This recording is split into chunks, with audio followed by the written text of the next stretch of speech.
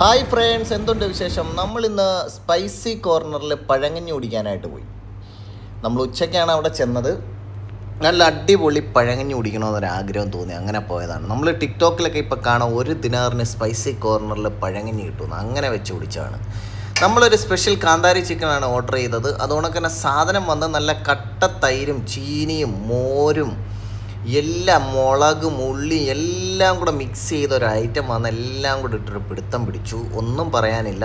മക്കളെ വയറ് തണുപ്പിക്കണമെന്നുണ്ടെങ്കിൽ ഇങ്ങനെ ഒരു സാധനം മേടിച്ചടിച്ചു. നമ്മൾ 1 വർഷം മുമ്പ് ഇവിടുത്തെ ഒരു വീഡിയോ ഇട്ടിട്ടുള്ളതാണ്. കുഴപ്പമില്ല.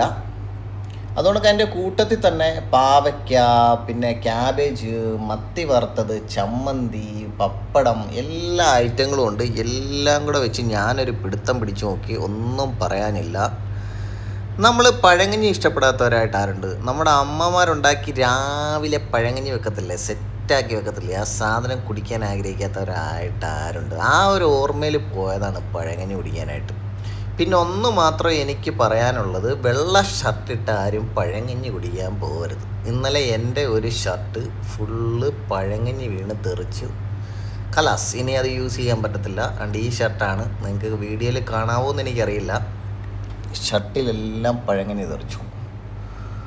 സൂപ്പർ സാധനം, എനിക്കിഷ്ടപ്പെട്ടു. 1 ദിനാറേ ഉള്ളൂ, റീസണബിൾ പ്രൈസ്. നിങ്ങൾക്കും ട്രൈ ചെയ്ത് നോക്കാം.